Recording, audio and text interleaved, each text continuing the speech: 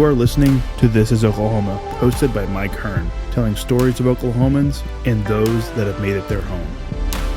What's up, guys? Welcome back to another episode of This is Oklahoma podcast. Mike Hearn here, your host, back with another episode. Excited to share this episode with you today. But before we do, I've got to thank our sponsors. First of all, the Oklahoma Hall of Fame. They've been a huge part of this podcast for the last few years. So the Oklahoma Hall of Fame have been sharing Oklahoma's story through its people since 1927. For more information on the Oklahoma Hall of Fame, go to www.oklahomahof.com. And for daily updates, go to oklahomahof on Instagram and give them a follow. Our other sponsor today is the Chickasaw Nation. Now, the Chickasaw Nation have sponsored pretty much everything in Oklahoma. They're a huge supporter of Oklahoma. And it's an honor to have their name and their brand supporting this podcast. So a huge shout out to Governor Anatoby for supporting this podcast. It really means a lot. And finally, our third sponsor is 988. The Oklahoma 988 Mental Health Lifeline. 988 is a direct 3-digit lifeline that connects you with trained behavioral health professionals that can get all Oklahomans the help that they need. Learn more by visiting 988oklahoma.com. That's 988oklahoma.com. And now, let's get into today's episode. What's up, guys? Welcome back to another episode of This is Oklahoma podcast. Mike Hearn here, host, back with another episode in Oklahoma City today. With Mat Maxwell, who, just got off stage literally last night of playing one of the last 2 shows in Oklahoma City on the tour that you're on, playing bass for Luke Combs. Yeah. Seeing the videos and Instagram stories from last night, it looked nuts. It was a lot of fun. Packed house both nights. Yeah. Oh, I'm sure tonight's going to be crazy too. But, what's, obviously you got family in town, like it's a home concert for you, but what was it like walking out and you're seeing all your friends and stuff? It was great. I, leading up to the show, I kind of was, my mind was taking me to different places of like, growing up, I grew up in Tishomingo, Oklahoma. And so I was thinking about my dad and my friends that I grew up with from high school and the ones that were going to be there. So during the day, I went into catering, and each venue they do a unique thing to make you feel at home and make you feel good and welcome. So they have like maybe a funny Photoshop picture of his face, Luke's face on something funny, or one of the openers' faces on like last night they had Step Brothers. They had Luke and Jordan Davis as the faces. It's just funny, cool stuff like that. Anyway, so I walked into catering, and they had taken one of his song lyrics that talks about Oklahoma and superimposed it. It was really well done over a field with like bison in it, and I was just sitting there in catering, and I was like, man, that's awesome. And then it just triggered all those other memories that I've been. So during the day, I really reflected on just my life and career and how fortunate I've been and stuff, and being in Oklahoma, last 2 shows of the tour, etc. And I was like, so I had my little moment during the day that was really special and cool, and then the show was just like, woohoo. It was like, so anyways, It was just a cool full spectrum day yesterday. And then after the show, I did my best to coordinate with family and friends and say like, okay, I'm outside, I'm in front of the Omni, let's all get a hug and a picture, that kind of thing. And I've always been a little like, okay, how do I navigate this? So I did my best, but got to see all my friends and family that came, and then again, some tonight. So it was incredible, in a word. Yeah. Well, and I was downtown last night too for my wife's work party, and downtown was chaos last night. It was, the whole place was shut down. I was making the mistake of getting into downtown around 6:45 as gates were opening. Oh, not a good time to enter downtown at all. All the parking garages full. And my wife's like, why is it so busy? I was like, because it's in town. She's like, oh, that's why. And shutting the city down. Which is cool though, right? It's cool to kind of, come home and have that effect and do Definitely. that. But I did you go to the UCO thing as well yesterday, or was that Yes, the ACM at UCO, Scott Booker, really neat, great, wonderful, interesting guy. He was nice enough to have Luke Strummer and I, his name is Jake Summers, we do clinics, we do music clinics, and coming from a rural area like Tishomingo, they have band in school and stuff, which I actually did not do. I wish I would have, but as far as learning about the music business, if you're in an area that doesn't have that, obviously, I'm 36, so the internet was a thing, but as far as like YouTube and all the different resources that you have, it wasn't as prevalent. And even then, it's still hard to get like real, you don't even know what to Google sometimes. Anyway, so I say that all to say, we like doing clinics, going in, we play songs, but we do a big Q&A, and we go like, let's talk about the industry. Is this something you want to do? And it's like, there's a lot of people and kids and adults and whatever that want to do a lot of things, but there's a small pocket of people that like music and want to, that sort of stuff. So it's a really fun way for us to speak on what we've done and what has worked for us, what did work for us, and just some stuff about the music business, because it's kind of an interesting field, and if you haven't done it, it's, I know for me, I learn new things every day. I'm like, oh, okay, I'll handle that differently next time. So the clinic is just a way to kind of just get into that and kind of help people, in a way. So anyways, Jake and I do these clinics. This whole last tour, we've done almost every tour date, because we're doing 2 nights in each city. And so one of the 2 days, we just schedule at a time that's conducive. And anyway, so yeah, we did the ACM at UCO, and it was great. Bunch of students, great questions, Yeah. What do you do to practice? What's it like doing this? Do you play in the studio? Do you this? Do you that? So I love it. I'm doing another one next week in Tulsa, and I'll probably just keep doing them the rest of my career because they're just so fun. Well, and like you said, you learn stuff from them too, right? Which is the great part of it. But also, like, 100%. I love that, because you're doing 2 songs every kind of stop, you have time. Whereas 2 songs, two nights every stop, yes. right? Whereas like if you're just doing one, it's in and out. You're on the road, you're on the bus, you're to the next city, like, or whatever. Like that's, it's nice that you have time.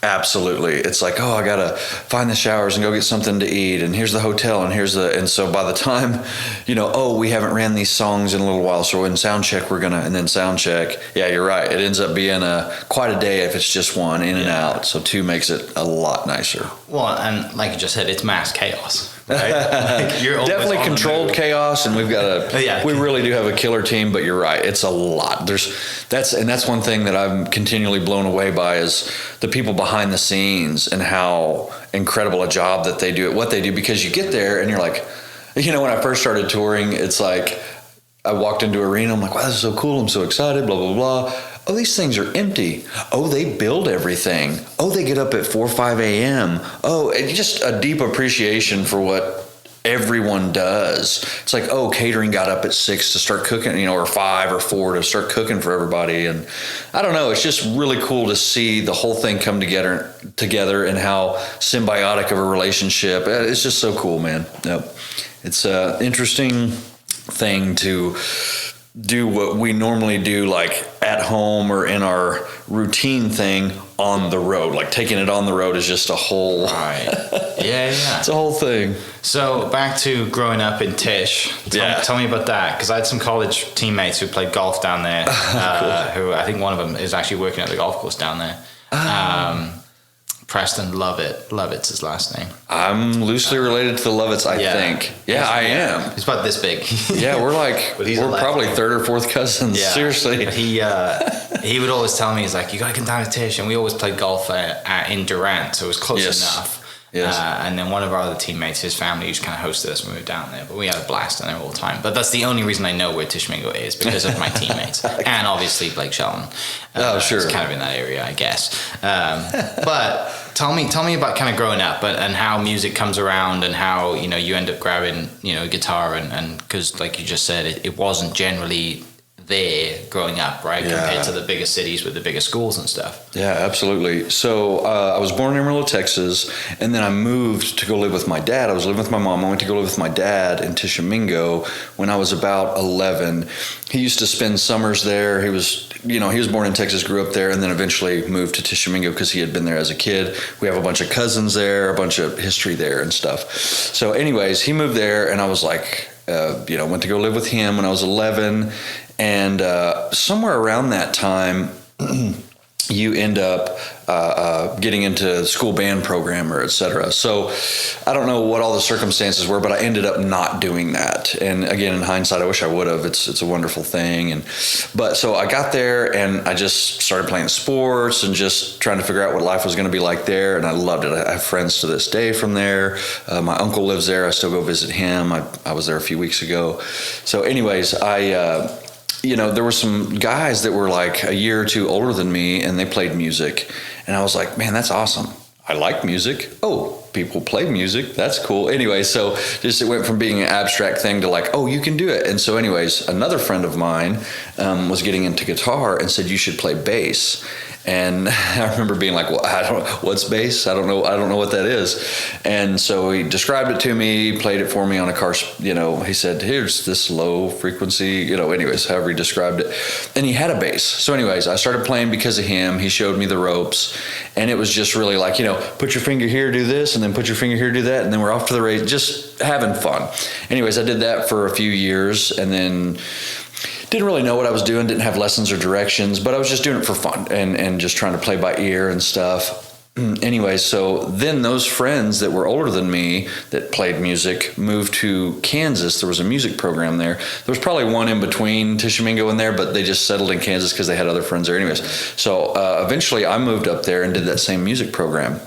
Had a great mentor, teacher of the music program, kind of got me into audio technology and music. So I took all these theory classes. So it was like a crash course condensed. Hey, here's all the stuff you missed out on in music theory class and band. And anyways, so I really took it serious and I really worked hard and learned a lot of things in those. I was about 3 years in that small town of Parsons, Kansas. And then finished that music program and then thought, well, now what? And I was like, okay. I learned from music business class that at the time, New York, LA, and Nashville were the three big ones if you really wanted to try and make a push for it. And somewhere in my brain, I was scared to do that, but then also somewhere in my brain, I think I knew realistically that I wasn't ready. When are you ever ready? But in my head, I was like, maybe there's an in-between. So I would drive through from Parsons, Kansas to Tishomingo to go see my dad and relatives, Tulsa, Oklahoma. And so anyways, long story short, I ended up settling in Tulsa for about 15, 16 years. And I worked at a store called Sade Music. And they've been a family-owned store for like 60-something years. Wonderful people, still friends with them to this day. That's where I'm doing the clinic next week. And anyways, so I worked there. I was moving pianos. And then I went from pianos to front counter. I helped in the guitar department. They got sheet music, piano, trumpets. Anyways, I kind of befriend a lot of people. I'm kind of shy at first, but when I get to know people. So I was working there and the jazz guys would give me some input. Hey, you should do this. You should take piano lessons. And then the rock guys in the guitar department were like, hey, you should do this. You should do that. So I just had a lot of input during that time. And did you ask me? I think you just asked me about Tishomingo, and I took the ball and ran with it. I'm so sorry. No, I kept going way beyond. You're doing Tishomingo. great. This is awesome. I love it. Okay. It makes my job a lot easier when the guest is like, let me tell you about what I've done. Oh man, I just sit back and listen. It's great. There was a little voice in my head that went like, "No, hey good. Man, he said Tishomingo." Yeah. Anyway, so Tishomingo was like the raw, just getting excited about music. So Tulsa, you work in Tulsa for 15, 16 years. I lived there, and I started working at a music store, and then went from working at the music store full time to working at the music store part time and gigging part time, playing with a band, a cover band. We played all over Texas and Oklahoma. You get in a van and you go. And then slowly went from part time working at the music store to full-time music, and spent a lot of years grinding it out. And for me, what I do, I'm an instrumentalist, and I had an original band, but we didn't ever push to make a real run for it as far as making like a known band or anything. But anyway, so predominantly what I've done is what they call a sideman, musician for hire, day laborer essentially, And so I would play with 50, 60 different bands in a year. And so I did that for a long time. For the entirety of the time I was in Tulsa. And then somewhere around 6 or 7 years ago, my name got around to some touring guys, the Swan Brothers. I played with them for a few years. They're from Muskogee, and then they won, or they placed high on The Voice, and then they're wonderful musicians, wonderful players, great guys. They hired me. I played with them. That was my first foray into anything touring. And then I played with a female artist named Lauren Elena, and all during that time I was living in Oklahoma and kind of commuting from Nashville to Oklahoma, a long commute. And then most recently I've moved to Nashville, but yeah, 15 years in Tulsa. And that was, I mean, that's really where I learned like how to gig and how to show up on time and to make a career out of it. I learned so many valuable skills that now on the gig that I'm on, it's like I had all the skills I needed. Yeah. So from that kind of working in that store and jumping in the van and just driving around in a cover band, you always kind of, I assume, had the dream of like, I just want to go play. Yes. Like I love playing. 100%. Right? Because a lot of it could have gone, I mean, obviously you like the education side now because you're doing these clinics and you take the time to do these clinics. Right. But it's clearly from a young age, you don't just jump in a van and make no money driving around the country, probably losing money for, just because, right? Like you have a dream and you think one day, yes, this could work. I meet the right person. I could be where I am today, which obviously it worked out. Yeah, 100%, absolutely. And I remember in my brain, I was like, okay, this is definitely an atypical kind of thing. And my family was loving and supportive. No one had done it, so they weren't like, oh, well, you should do this. But they were like, well, we love you, and sounds like you're really making a go for it. They were supportive, is what I'm saying. And in my head, I was like, okay, that's great. And I was like, well, as long as I continue to go upwards and not totally flatline for 10 years or go down as far as money and psyche, and as long as it was feeling good, I was like, I'm going to keep doing it. Right. And thankfully, it took a little while to really push through, and it wasn't a thing where like you graduate high school and then you immediately go and start making big boy money. It took a little while, but like you said, the drive was like, well, this is fun and interesting, and there's some, I don't know if it's Jim Carrey or somebody's like, man, you can fail at what you don't want to do. I'm butchering it, but basically it's like, why not at least try to do something that you want to do? So I was like, okay, why not try? And, maybe a little bit of a dream, fun, naivete, and just, all mixed together that kept going. And I'm glad I did, obviously. It's very, very thankful for where I'm at now. Yeah. Well, and like, to your point, it's, when you have a dream and you're just like, yeah, this is working out, you do not want to surrender to working 9 to 5. Mm-hmm. That is the last thing you would ever choose to do, right? Mm-hmm. Like, unless you get to like, okay, I'm 45 years old, I'm single, I have no life, I should probably get a job, right? It might be 50, whatever it is, or it might be 30. I know what you mean. You know what I mean? Like, you're still going, you still have that belief, and there's still hope there.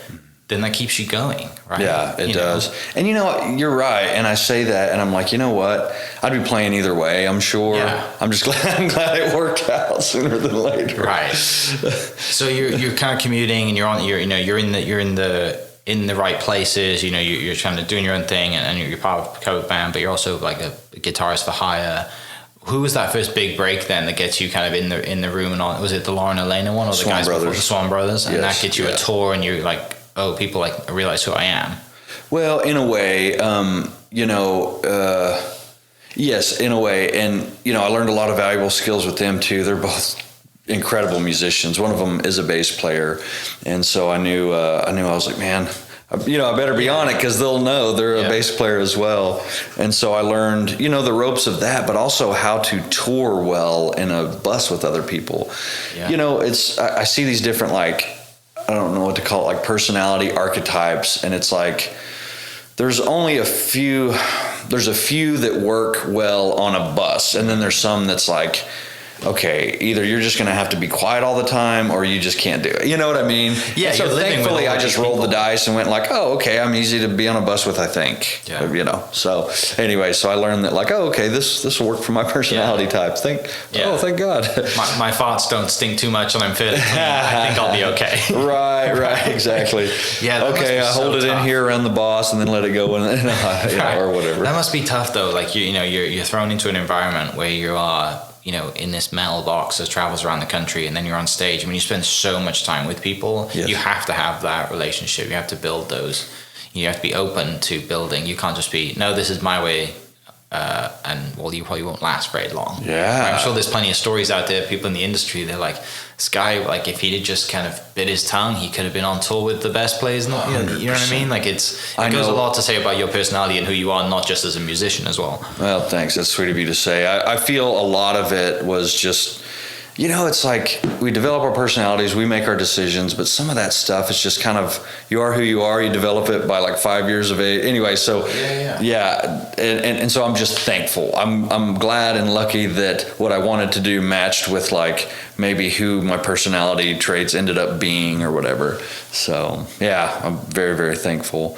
Yeah, that was a cool experience, man. That time with the Swan Brothers, man, it really went from just like, playing in bars and stuff and events to like, hey, here's, we were opening for Carrie Underwood. Oh, wow. Yeah, and you said metal box, and I was, as you're saying that, visualizing the first time on a bus, sleeping in a bunk, and, you live with your coworkers.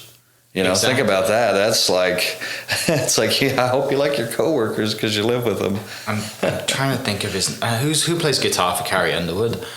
Ed. Yeah. Ed's been on the podcast. Oh, I'm not surprised. I was trying to look at my phone. I'm thinking of Ed's the nicest, sweetest, talented, most talented guy. That's too funny. He's been on the podcast. I had no idea that you opened for them. So clearly you know each other, which is great. Yeah. 100%. Yeah, that's right. And he does a lot of speaking things. That's right, like motivational stuff. Yeah. That's right. Yeah, I met Ed and the rest of her band, and they were really kind to us and really cool. And for me, when you're a younger opener, it's like, wow, that's cool. I want to do what they do. Even though you're doing your thing, you're like, okay, they're at the top of the field, and what do they like? What do they do? What do they eat? And they were just really cool and kind to us. And her band leader was really, really nice to me. Yeah, and really cool. Well, and when you're opening for someone like that, right, at such a at that level, and she's riding the rocket ship. She's incredible. She's riding the rocket ship, and now it's funny because you were on that rocket ship with Lugo the last few years, right? It's kind of cool to, like I said, be in that spot where you aspired to be at,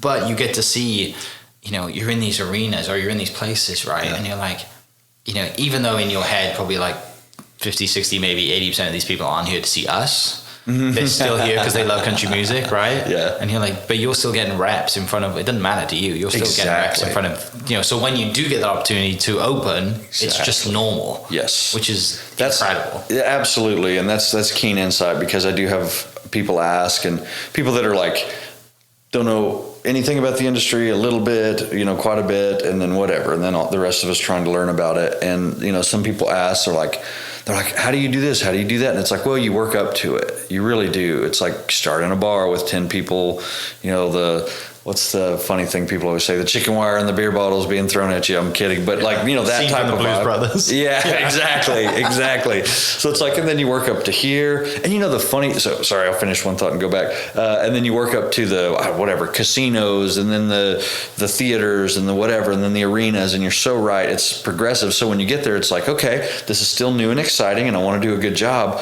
But I know what this is like. I've had a catastrophe happen and had to do it in the middle of a performance, and I catch myself over the years still being like attentive and concerned, but just a little more calm if and when something happens, because it's like it's live music. You're on the road. You're tired. You're jet lagged. Whatever. Fill in the blank. It's like you get used to it. I think I forgot my other thought that I was gonna say, but anyway. Blues Brothers chicken wire, maybe. Yeah, I know. I was trying to think. You were talking about catastrophe and emotion. Did the strings break when you were playing? I've never had a string break, but I have had an instance where. So my first show with the Swan Brothers, it was like, hey, we got your name. Hey, we're doing, I think this was in a week or two. It was not a lot of time before they had to be back out on the road. And they said, we got your name. Are you interested? Etc. Went out to Nashville, did a rehearsal. I think we left immediately after the rehearsal. We packed everything up the staging and the drum riser and stuff. Put it in a trailer, got in that trailer, went to, was it Youngstown, maybe? Okay. Ohio, is that right? Is it in Ohio? But anyway, so that we got in the bus. This is my first time sleeping on a bus. So, they're like, it's like a box, and it's pitch black, which is nice, so there's not light coming in.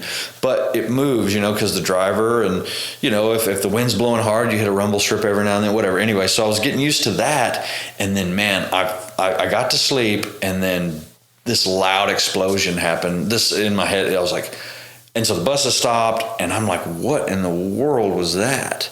And I think I was on the bottom bunk, so I was close to the tire. It was a tire, yeah. And so I get out, and I'm looking at the bus driver like, what happened? And, funny thing, none of the other guys got out. And I was like, of course the rookie's like, what happened? And everyone else was like, that's fine.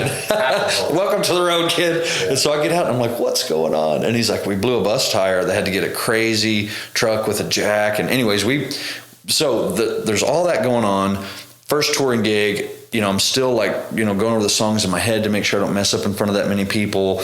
We get to the venue, we slide into home. Like, we got there in literally just enough time to put the drums on the drum riser and push it up on the stage. Anyway, something happened with the equipment to where it was difficult to hear. In those venues, there's a lot of, we have wireless in-ears. And so it's like, if there's something going on with the radio frequencies, et cetera, you're going to have trouble. So anyways, something was going on, and I pretty much couldn't hear myself. I almost could not hear myself at all.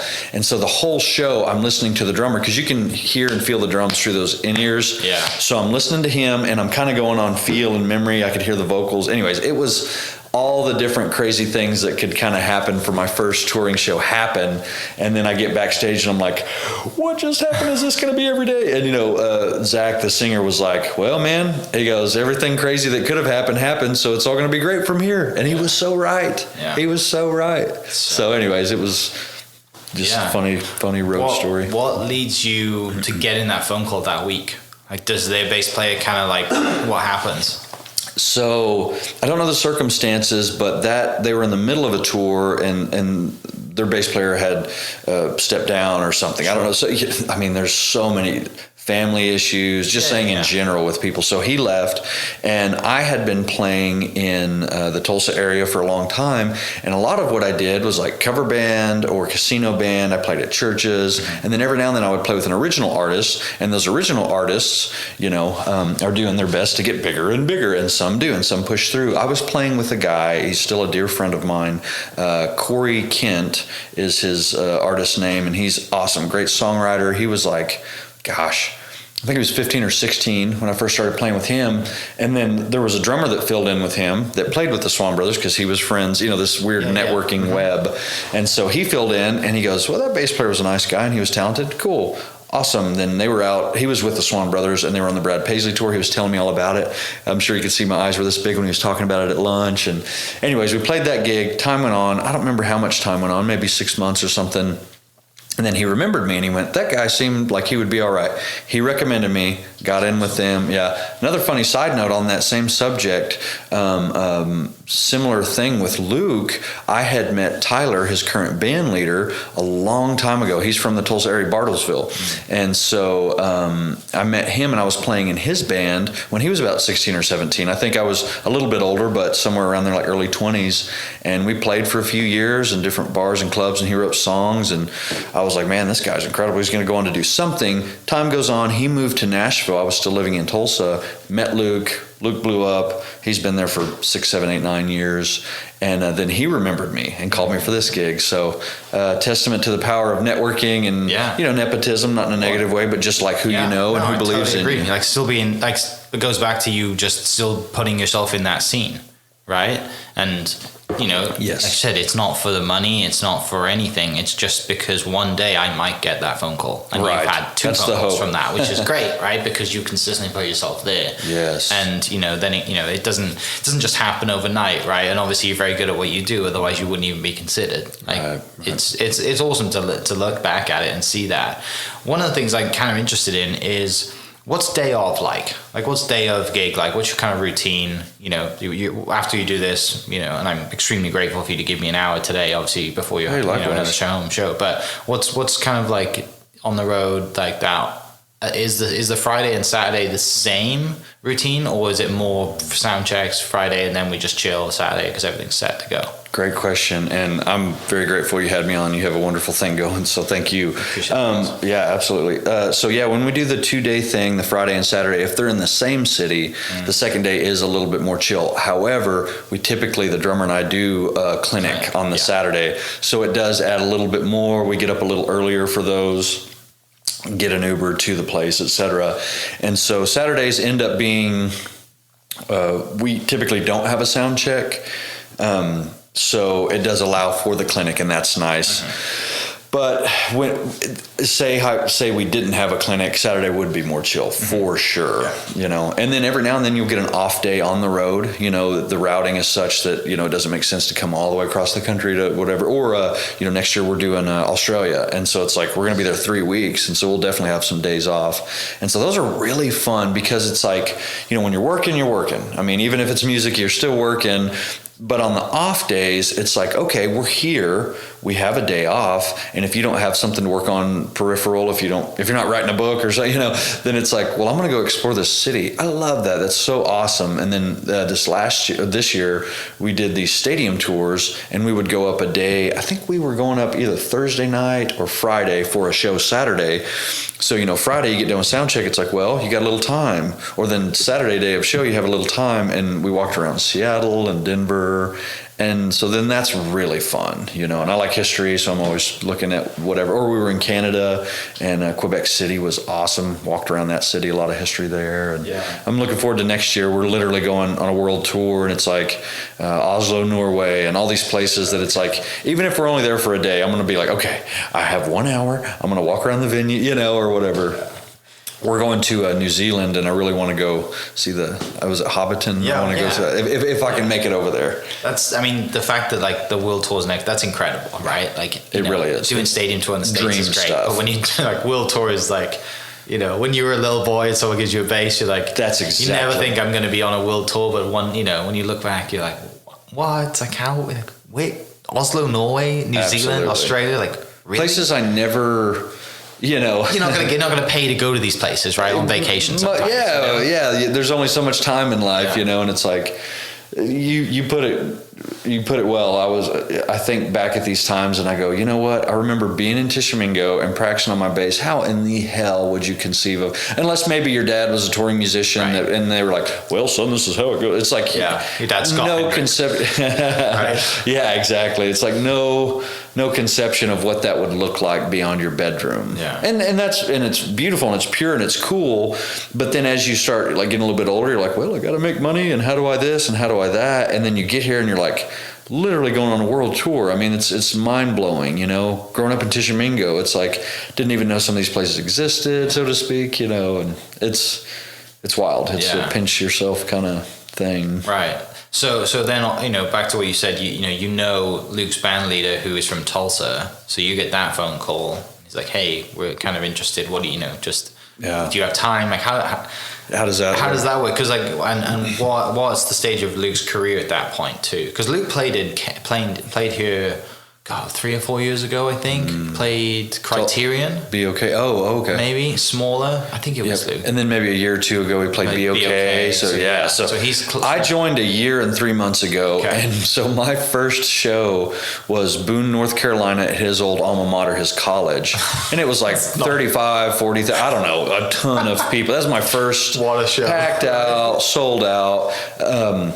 It was being filmed. It was a lot. And, you know, I'm so glad that I had put the time in before in my career. And we talk about this in our clinics. It's like, there was a gentleman, a friend of mine who lives here in the Oklahoma City area named Ryan, and he goes, hey, can you talk about the importance of doing good on the $50 job so you're preparing for the big job? I was like, that's a great comment and question. So anyways, you know, when we expound on that, it's like, absolutely, you're training for the bigger things, even if, you know, you don't know how big it's going to get. So in that moment and in this moment, I was like, I'm so glad I did because when the pressure's on, it's like, well, okay, if I'm going on past experiences, if I practice the songs these many times, I will feel comfortable with this. And so, sure enough, I that day, the day of the show, I had practiced a lot up until then, but the day of the show, I think I woke up super early, went in one of the little rooms they had for us and locked the door and just literally spent all day. And the show went great, but that was my first show with him. So it was full,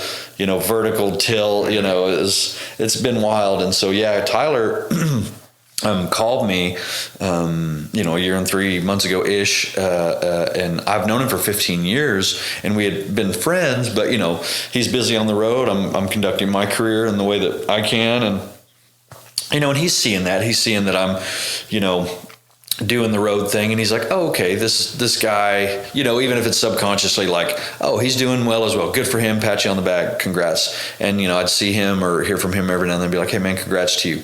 So then when there was a vacancy in the bass spot on that one, him being the band leader, he brought me up to the organization, and luckily over the years I had met 4 or 5 of them from other things, other gigs, or I met this guy for coffee on a whim, or who knows. And so anyways, when he brought me up, the other guys were like, at least some of them were like, hey, I like that, he seemed fine, it sounds good enough. And so you pull all those together, and then he called and said, hey, we're interested. And I was like, wow, I'm so flattered, thank you for even considering me. And this is funny, I'll share, he called me the second time, and as a joke, because we've been, again, friends for a long time, and he's a very funny guy, he was like, I see that was him calling. I'm like, oh, hello. I'm very excited for that second callback to see if they could, we're going to go with me. And he's like, hey man, I just wanted to say thank you so much for considering we're going in another direction. I was like, man, that's all right, buddy. I'm even flattered you considered me. And he goes, yeah, it's like some guy, what the heck is his name? He's from Oklahoma. And he said all these things that let me know it was me. And I was like, dude, why? And he and I both just start cracking up. And I was like, of course he would, anyways, just funny, story. And he's like, yeah, we'd love to have you. You're in, etc. So, I remember where I was at in that moment. It was a really cool moment in my career and life. And, it's been a special year, but that was a very special day, getting that call and being excited. Funny enough, that week I was planning on moving to Nashville. I was loading my van. I was mentally prepared for it. I'd got a place. And so that's when I got the call, was the week that I was getting ready to move there. And I was like, okay, if ever you needed a sign that the stars were aligning. So anyways, I'm just very fortunate, man. All this stuff at the end of the day, I just feel very, very fortunate. It's like, and I talk to family and friends, and we do these clinics and stuff, and it's like, okay, yes, I put the time in. Yes, I showed up on time. Yes, I worked hard, those things. But man, you can do all that and still not have anything happen. So that being said, I'm just really, really grateful. I really am. It's something that I think of maybe, probably at the very least daily, sometimes multiple times a day. Excuse me. And, it's pretty cool, man. I just feel very, very, very lucky and grateful. Well, it's good to have that moment with a friend too, right? Because he's and the way that he's done it too, Tyler?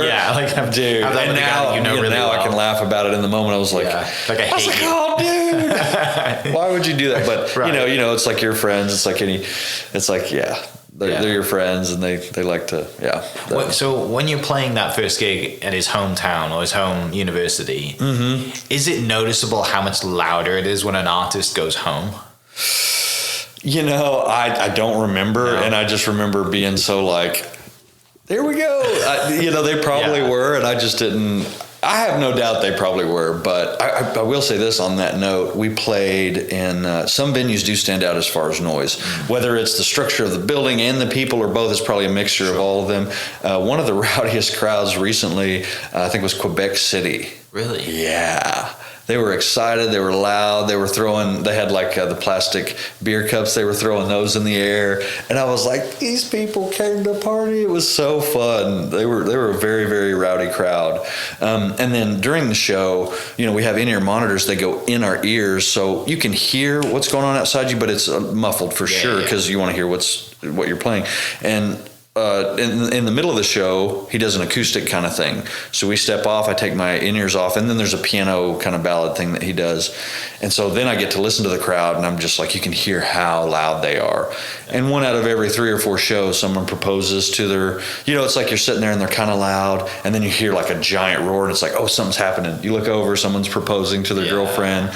And every show there's like a little kid, like, it's my first show. It's like, man, we're really like having these special moments with these audience members, and it's just so cool, man. Yeah. It's so cool but yes, some crowds definitely stand out as far as how noise. does that, like, with that proposal with the kid with the sign, like, how does that get to you guys? Is it someone in the arena that's like, hey, like, I mean, because I remember I think it was maybe Garth Brooks, or I've seen someone before, and they were just like, they pick someone out of the crowd, and this guy comes on and he can play, and you're like, hang on a second, like, but some of it's real, some of it's not. But I'm just interested in, like, obviously the proposal's real and the kids in the sign, that's super authentic. But I'm just interested, just from an artist perspective, if there's someone in the team that's like just pointing people out, or a go-to that's like, hey, or an email, hey, if you want to do something, we'll pick the best one. No. How does that work? That's way above my head and pay grade. But I think it's organic. I really do. Like, and so as far as the proposals go, that will just be impromptu in the crowd. I don't know. Like, I haven't been in the band where like someone is brought on stage and done that. It's more just like someone in the crowd during one of the ballads just gets down on one knee. Sure, yeah. And so, I mean, everything that I've ever seen has just been impromptu. Even, well, and I don't know this for a fact, but from being a performer, a lot of it is just kind of off the cuff, because you're worried about so many other things that pertain to your job. It's like you don't want to add in 20, 30 other things. So it's almost like by nature it has to be organic, because you can't really plan for some of that stuff. And some of those, I think back to the years playing with different bands, man, there are a lot of talented people out there. And I'm not surprised that every now and then someone says, hey, my son plays guitar, and then you get them up there and they rip. That's totally plausible. Foo Fighters scene, right? Is it the Foo Fighters scene where you gets this guy, the Kiss guy? Yeah, and he's just like, and he's killing. What? Absolutely, I guarantee you that was not, that kind of thing wasn't planned. But yeah, it's the best ones are, I think, natural. And as a performer, that's what you want. You want things to be organic and natural, and that's when they work the best. Definitely. Forcing those weird moments is kind of disingenuous and weird, but it's also really special when it's not, because it's like, wow, we're part of a moment. Or, we'll be playing a song that we've played a bunch, and then Luke will just tap into a new area of how he's feeling, or way the song has inspired him. Excuse me, sorry. And so the band will be sitting there and we'll be like, wow, we'll feel it. Yeah. Or, whatever, fill in the blank with whatever he's feeling in that moment. And then it'll definitely inspire and touch us as well. So, and it's like, wow, this is a real moment. We're part of a moment here. So, yeah, that's super special to have that. But also, like, you're on, like you just said, you've got so much stuff to focus on while you're on stage. I know, you're putting on a show for these thousands of people that are here. I'm sure there are times where you're like, it would be really nice to just kind of stand here and take this in, but I have a job to do right now. Yes. Like, it'd be great to read all of the signs that are out there. Wow, she's beautiful. Oh, I got to play this little lick. Why is there bra and panties coming through the air? They're not coming at me, they're going to Luke. Right. Like, every now and then, someone will, and I'm just like, oh my gosh. Just like this. Are we Motley Crue? Right. You go back to those days, like, okay, this is still happening. Yes. I'd like trying to catch my attention. It's like, oh, that's their first it's their birth. Oh, I gotta play. 100%. Do you have obviously last night's show being kind of a home show for you? Yeah. Do you have was there anything special moments that you do remember that happened, or do you have a song that you are like, yeah, this is kind of my song, I get to kind of do my thing? There's a little solo feature that he gives everybody during the show. We do a medley of songs that we all like, and we arrange them and put them together, and then he features each of the band members. Hey, this is such and such from such and such. Play a little 8-bar solo, whatever. And so the guitar player, he's from Tishomingo, Oklahoma, Mississippi. Okay. And so funny side story, when I first met him, I was like, hi, I'm Matt. Hi, I'm Dustin. And I was like, where are you from, man? Tishomingo. I was like, no way. And he was like, Mississippi. I was like, oh. There's two in this world, really? Yes, yep. And so I, met him, and that was too funny. And I was like, well, I'm from Tishomingo, Oklahoma. So when Luke introduces us, it's a funny, his solo's right before mine. So he's like, Tishomingo, Mississippi, Tishomingo, Oklahoma. And so anyways, last night, that was a really cool, special moment having that. And then we played a song. It's called Even Though I'm Leaving. And, it's I'm not a songwriter, so forgive me, but essentially it's from the vantage point of a son and a dad, and it starts with the son being young, the dad being old. Hey, Dad, I'm scared of monsters. And then the middle part is the son going off to war, and he's like, hey, Dad, I'm leaving now. Before I needed you. Anyways, I'm butchering it. But then the end is the father passing. So it's this arc, And anyway, so my dad passed away. And so I'm like, hometown show, tear-jerking song. And on that one, a lot of times it's a very impactful, emotional song for anyone that listens to it. And I'll look out and I'll have to be careful to not look or lock eyes with someone that's crying, because I'll be like, oh, I know. So that's a moment in the show that even beyond Oklahoma that I have to kind of watch for, because that one will get you. Yeah. But especially, poignant because of, being in Oklahoma and having my dad, having passed away. It was just that's a cool moment in the show anyway. So it was extra special. And, I had, 20 different 30 people there. It's like the counselor in high school, my old gym coach, or whatever. Yeah. I had all these people there that were really special to me, and I tried to make the rounds and see everybody.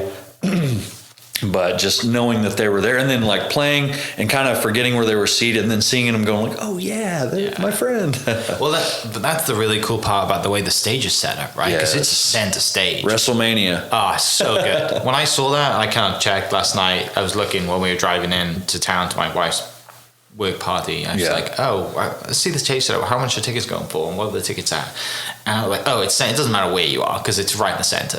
Yep. Like, so good. And that's so great for you, because you can walk around, you can see everybody. It's my favorite. What was the Swan Brothers like that, Lauren and Elena, or are they just more? The Swan Brothers was when I first joined them. We were on the Carrie Underwood tour, and she did. Oh, of course. They call it 360, and she was doing a 360 tour. Yeah. For me on that one, I was a little bit more stationary. So this one's full on, wireless all over the place. And it just depends on the venue. With Lauren, we did a New Year's Eve thing, and it was 360. Yeah. We did Times Square New Year's Eve. It was incredible. Oh, how good is that? It was so cool. There were so many people. Bucket list, interesting, cool moment. It was really, really neat. The Village people went on, I think, directly after us. So I was like, oh, hey. We got to meet Steve Harvey and all this, so awesome. Fun. Did he drop motivational bars on you as well? Typical Steve Harvey. Yeah, it's so funny. I think about like these situations where I find myself, and it's like, oh wow, this funny cool person, wow, that funny cool person, and it's my job, and so I keep it cool, but I can be somewhat excited, and if they say hi, you say hi. But when I get around like a musical hero, I might as well be 8 years old. I'm just like, hi, I love you. You're my favorite. Like if it's a bass player that I look up to, forget about it. Yeah. I just devolve, and I just go like, can you sign my shirt? I just turn into a total fan. Like I wouldn't even be able to help it probably. That's epic though, that you still have those moments, right? Because it brings you back to that kid. Absolutely. Because you're not just desensitized to the whole, like, I live in Nashville, I'm around superstars all the time. Exactly. It's no big deal. I'm going on a world tour, whatever. Yeah, it's like, no, that magic is still there, and it's definitely there from the people that inspired me. Yeah. So my heroes, the bass players that I look up to. Who are they? Victor Wooten is a huge inspiration. Someone that I always make the joke, and I'm not trying to be self-deprecating. I'm trying to kind of be like honest. Like, I'm not fit to carry his bass case. He's like top of the mountain. He's an incredible musician, but someone that does inspire me to get better. It's like my Tiger Woods, and I'm wherever over here. Anyway, so he's one of mine, and then guys that I've really been inspired by and tried to, as much as I can, model a career after has kind of been like Will Lee. Nathan East, Sean Hurley. There's like 20 of these guys that I just really look up to. Lee Sklar. Some of these bass people that people are going, I don't know who that is. Right. But yeah, if you name the bands they played for, everyone's like, oh, okay, 100%. Yeah, like Phil Collins. I mean, between those 3 or 4 guys that I just listed, I mean, everybody they played for is someone that every listener would probably know. Yeah. The guys and gals behind the scenes, you know. Yeah. So to that point, then, do you ever collect like stuff? Because you're on the road, it's probably hard to just like, oh, I'd love to collect this, but you just ship it home. Do you have because you have the opportunity, you're in those scenes. Do you ever like think, oh, this is something I want to take, or get something from every place you go? I'm the opposite. Oh, really? I'm kind of a minimalist. Okay. Yeah, so I like to do the opposite. Every now and then I will, and if it's conducive or easy. But it's funny. I find myself being motivated with some areas of my life, and then other ways I'm just very late. And that's one thing I'm like, if it's like, well, there's this thing, but I'd have to. I'm like, I better not.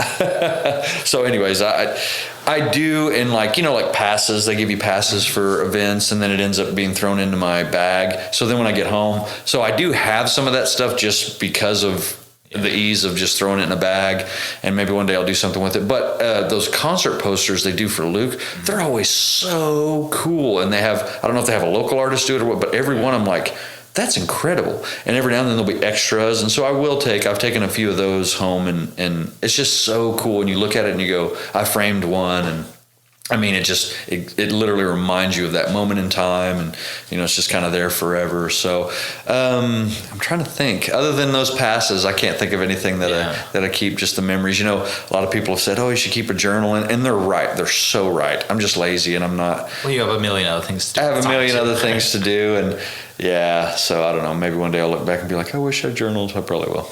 Yeah. Is there a difference? I mean, this is me not knowing anything about music, and I'm kind of that kid who was like, oh yeah, that'd be cool to play that, or the drums or guitar, and I never did. Yeah. Is there a difference between bass? This is going to sound like the dumbest question. Do it. I love it. Is there a difference between general playing country bass to general like other music? Like, yeah. Is it like, its own? Is it so different that it's like, or is it kind of really pretty generalized? That's a wonderful question. And you're just being nice saying that. I appreciate it. No. Like, from everyone listening who's not a musician, I'm just asking the dumb questions. Well, no. And you know, I see what you're saying. I really do think that is a good question, because it's giving me pause, and I'm kind of trying to think of how I would say this.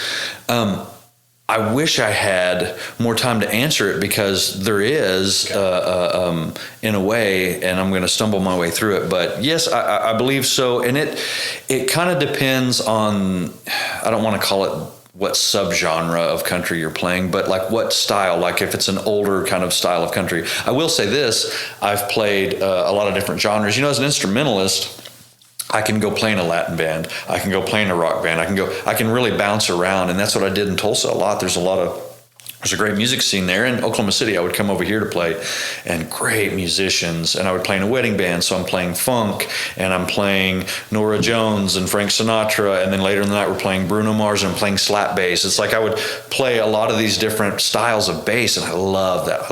I really like playing a vast array of styles. So country bass, yes, it's typically, I'm not a musicologist here, but it's like a songwriting, vocal-based kind of thing. It's not like, hey, watch this slap bass solo. It's like, hey, it's what's this country singer saying, and what's the timbre of their voice, and what are they trying to communicate? It's a storytelling genre.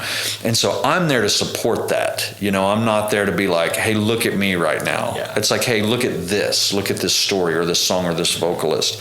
So it's a little bit more of a minimalist role in a way sometimes.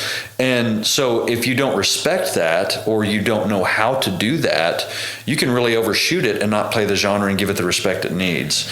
You know, or if the line is very, very simple. I mean, it's like a ham sandwich. It's simple, it's good, you love it, but you gotta have the ham. You got to have the 2 pieces of bread. It's like, okay, it's not, beef tartare, whatever. But if that's what you want, you know, it's got to be right. And I love ham sandwich. You know what I'm saying? So it's, anyways, yeah. So you have to learn what that genre needs from you and give it that respect. And I'll say, you know, that's something that comes with time and maturity, you know, unless, you know, you had someone that influenced you or told you how to play that. And for me, what was always the indicator of whatever band I played with was go learn the part. and see what all those other great studio and session musicians did, and do that, and you'll hit a home run. And so when I would go play with a band that had a country bass line, I would put in those extra hours to learn what that person did, and then by that it's floating around and incubating in your mind. And then when you get there to go, hey, write your own in the studio, or come up with a part, or learn these other parts, you've already done a lot of that work, so you know the vibe of that. So if I'm going to play I haven't done it a bunch, but like a fusion gig, like a jazz rock fusion gig, I can go a little bit more wild, or maybe it's a little more extemporaneous where they're like, hey, do whatever you want or go crazy here. And then country, it's like, hey, this person's trying to communicate an idea and a story verbally with lyrics instead of like, musically. It's like, maybe just give them a nice foundation to sit on top of. So yes, as a long answer to your question. I appreciate it. But yeah, it's kind of a little bit more of a supportive minimalist role. And if you don't know how to do it, you can, I've been that person, and it doesn't feel very good to not know what you're doing. Right. Well, yeah, because when you think of like, a bass player and like the greatest kind of bass songs over the years, I think most people would probably think of I Want You Back. Is that the big one? Boo. And then ones I could think of was like Seven Nation Army was like a massive football, right? Everyone thinks of that in the football. The Chain is now famous because of everyone's now new love for Formula One. The Chain by what's it called? Anyway, Fleetwood Mac. Yes. Yeah. And then Queen too. Under Pressure. Yeah, but also Another One Bites the Dust. Oh yeah, right. There you so go. Like people are like thinking, oh, this is cool, but then those are not bass riff, right? They're big bass riff, but also like in a crowd, there's nothing better than just listening to those simple chords, right? When you're in a crowd of thousands of people and it's just that noise. Yes. Like, okay, this is gonna pump me up. Do you know that song "Feel Good Inc." by the Gorillaz? Yes. Yeah, that's one of the most. When I teach, that's like the most requested bass line from students. Yeah. So yeah. Anyways, so many great bands. Yeah. Absolutely. Those different, the rock and the pop and they're different. And some of those, the bass is a little more prominent and featured. In funk music, it's a thing. I really like playing Latin music because it's not opposite, but it's just so wildly different than the country bass approach. Okay. It's just fun. It gives you variety. So that's a very funny thing. You'll be playing on a syncopated beat instead of maybe like a more traditional kind of downbeat. And both are fun and have their own, merit for sure. But if you don't know how to do one or the other, you can really miss the mark and have those people that know that genre really well look at you like, that ain't it, kid. I played with a reggae singer named Aaron Nigel Smith, and he does reggae music. And my buddy Ben, a very versatile, wonderful Tulsa-based drummer who now lives in Nashville, got me on that gig. And we played all the libraries in Oklahoma City. Oh, wow. It was awesome. He's like, he writes children's music, but it's with a reggae flair, and he's incredible. And I learned his music, and leading up to his gig, I went in and I appreciated and listened to reggae, but I wasn't like steeped and like I wasn't like super confident in that genre as a player. So I went in and started practicing some Bob Marley, Exodus, and a lot of different things from him to kind of get ready for that gig. So then when I started to learn his music, so to that, on that subject, I went in to play these gigs, and the first couple we had a rehearsal, and then the first couple of gigs, and it sounded okay. It sounded solid. He was happy. The singer was happy. You always want to make the person writing the check happy. So he was writing the checks and I was making him happy. But then the third gig, I was like, okay, this feels really good. And he looked over like on one song, he was like, and I knew what he meant. He meant like, dude, now he's like, it was 75, 80%. Now it's 95, whatever. So anyways, just with all these different genres, it's like varying levels of, it's like a painter. They can look at something and go like, okay, that's beautiful and wonderful. And then they look at something that's even more beautiful and wonderful or more skillfully, whatever, fill in the blank. This is a terrible way I'm butchering this. But it's like you can see those differences in the gradient. It's like, oh, that's over here. That's really happening. And so, that happens with your playing and over time. And it's funny, you'll do one genre for a long time and then you won't. And you'll have to go back in and brush the dust off because you haven't done it in so long. So anyways. That's the great part though about being an instrumentalist, right? Is that you're so much more well-rounded rather than just like, I'm just playing. That's all I do is this one thing. I mean, there are some great people out there who just nailed that one thing. Yes. But also the way you do it, I think every day could be different. Yes. So much more fun. Yes, right? it is. There have been a few years where it's like I'll play with 30, 40 different bands, and sometimes wildly different genres. You know, there are genres that I've not played, but there's a lot that I have, and that makes it fun. It keeps it exciting. It keeps you pushing towards that next thing.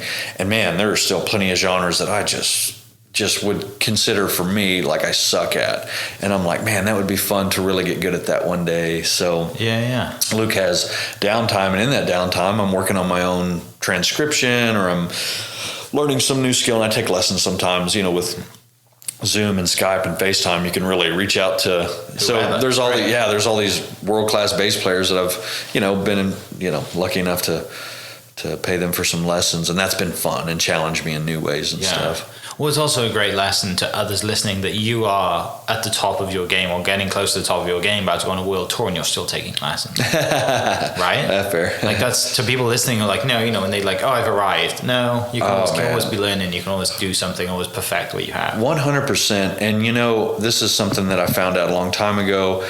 It's like I learned this a long time ago, and so it's already ingrained in me. But then the more musicians I talk to, they affirm that hey, that's right. Okay. Is that you got to stay versatile. You got to always be working on something, because when I go into these situations, I am not the boss. It's not my intellectual property. I'm the guy that they're hiring to, hey, you're the independent contractor. We want a wall here. I don't own the house. Right. So that's kind of the vibe. So anything you can do to put yourself in a good place overall is really smart, doing clinics or teaching lessons or writing your own music. So that's something that's in my head. It's like, hey man, always be doing, especially now when I'm 36.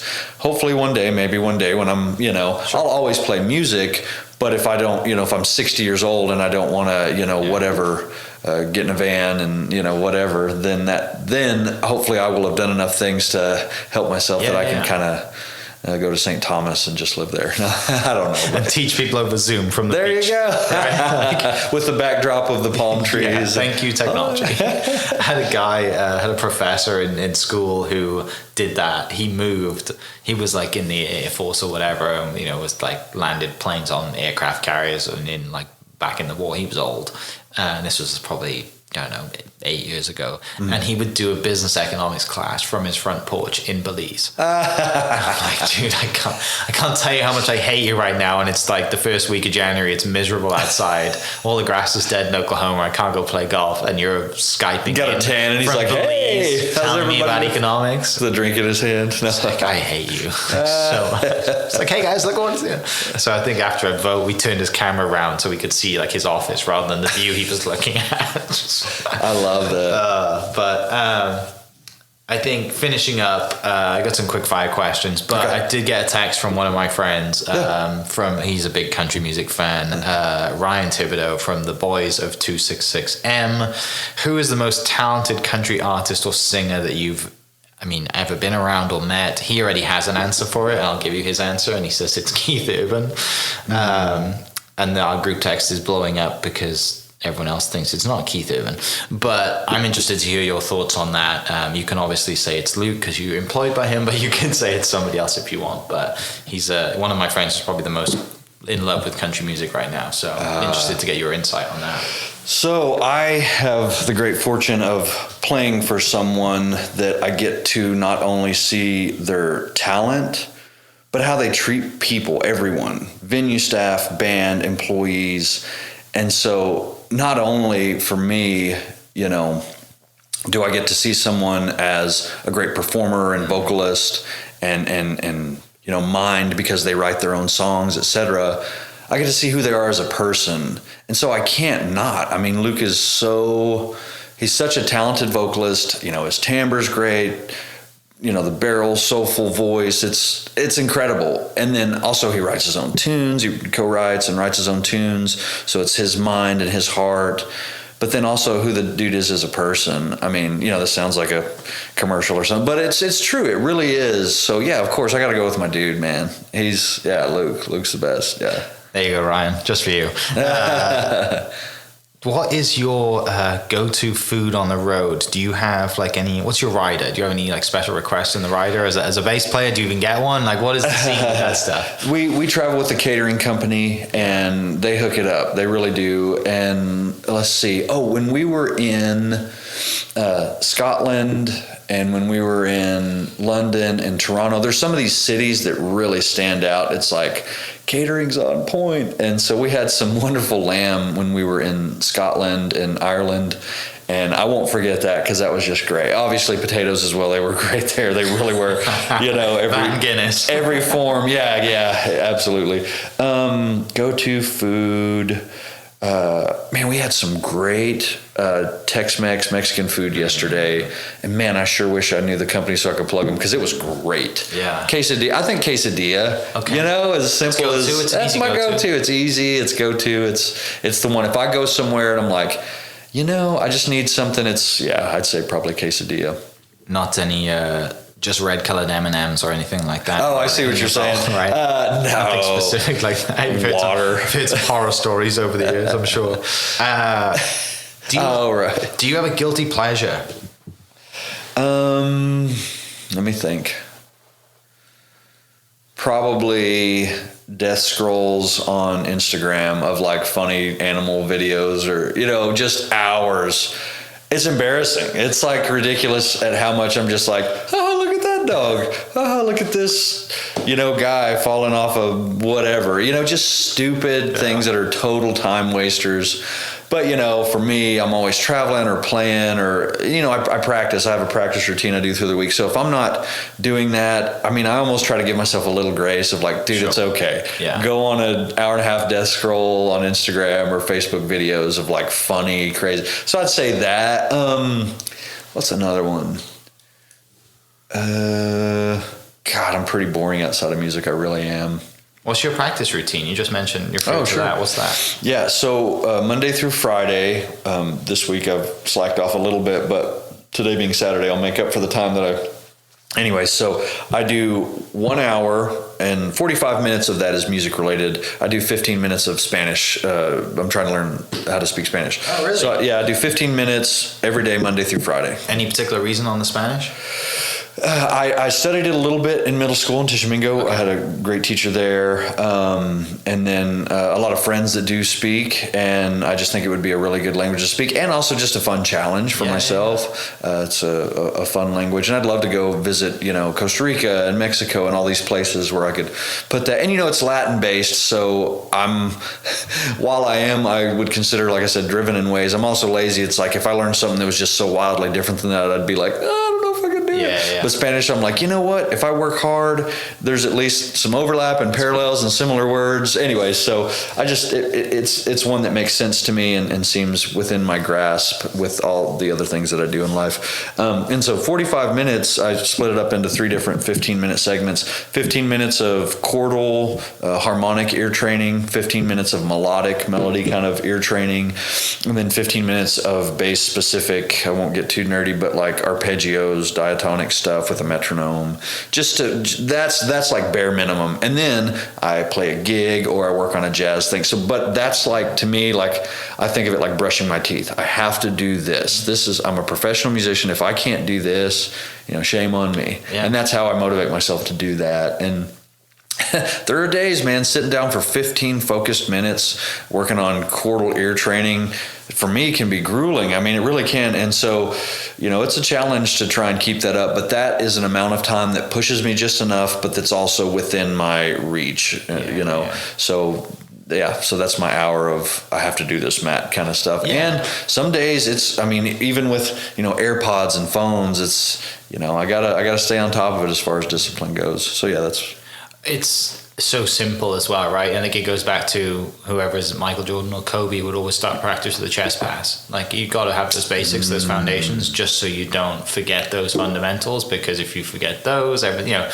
I think one of the coaches used to tell his team, like, we'll start with how you should put your socks on.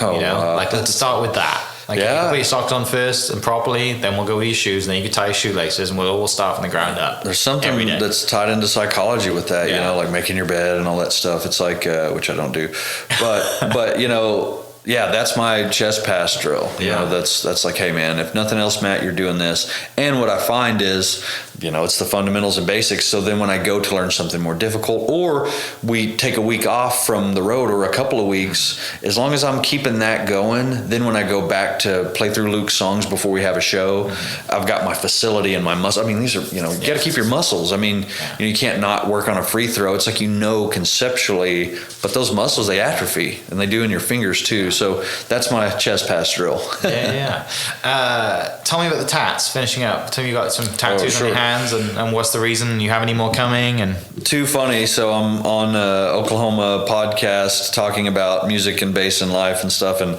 I got a bass cliff on my right hand, and then I have the seal on the flag, the Cherokee shield, and the Oklahoma flag on my left middle finger. So yeah, that's what those are. And got this one quite a while back, and it's funny, I'll go play a gig and they'll be like, oh yeah, that guy, instead of like Matt, or oh, I remember you're a nice guy, it's like, oh, the thing on the hand, the giant thing on the hand. Right. I'm sure I'll look at that at 60 and be like, I'm an idiot. Who knows? And then this will just be like a blob. Anyways, I was like, I'm going to play music. It'll be fun. It'll be fine. Yeah, it's a huge part of your bass life. cliff right there. Bass cliff around the eyes. Yeah, that's and the teardrop. It's good stuff. Well, mate, this has been an absolute pleasure. Can't thank you enough for taking time out on a day, you know, where you're playing the last show of the tour in Oklahoma. I'm sure it means a huge amount to you, you know, to be out there on that stage, right in the middle of everybody at Paycom Center. I mean, I'm sure the sound is great, and Luke's doing his thing, and the whole band's out there loving life. And I'm sure you guys are ready to be done as well. Nice try and break for Christmas. Yeah, it'll be good to see family. Reset for the new world tour next year. But how do people follow you? How do people find you? Maybe if they want to take a lesson from you whenever the time comes and you get into that stuff in the future, like how can they reach out? Oh, thanks so much. I don't know. You think I should plug an email? Would that be a wrong Instagram, thing to do? Yeah. So I mean, it depends how many emails you want to get. Maybe you might get 10,000. I doubt it, but you might get one. Who knows? So yeah, my Instagram is Matthew Maxwell, and Matthew is spelled with just one T. So MatheWMaxwell. That's probably the best way. I do a lot of Instagram stuff. Facebook, I think it's under Mat Maxwell, MAT Maxwell. So I think it's like facebook.com/Mat Maxwell. Yeah. So yeah, one of those would be great. Yeah. Sick. It's gonna be fun. Thank you so much. Wonderful podcast. Great questions. Thank you. I appreciate it, and wish you all the best for tonight's show. And I'm sure you've well earned break for Christmas, see family, and back to Tish for a little bit probably. Thank you, sir. So for everyone listening, I'll post Matt's Instagram and link below, and we'll catch you next episode. Cheers. Hope you guys enjoyed that great episode. Thank you so much for listening. As always, huge shout out to our sponsors, the Oklahoma Hall of Fame, sharing Oklahoma story through its people since 1927. For more information on the Oklahoma Hall of Fame, go to www.oklahomahof.com and follow them on Instagram for daily updates at OklahomaHOF. Our other sponsor, the Chickasaw Nation, amazing sponsor. They do amazing things for the state, and they're always sponsoring something in Oklahoma. They're a huge supporter of Oklahoma, and without their support, we wouldn't be able to do what we do. And finally, our third sponsor for today, the Oklahoma 988 Mental Health Lifeline.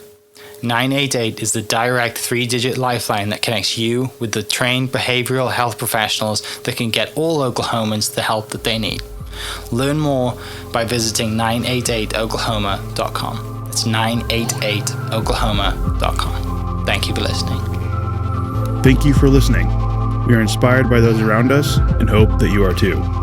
Make sure you subscribe to this podcast on your favorite podcast platform and leave us a review so we can keep telling your stories.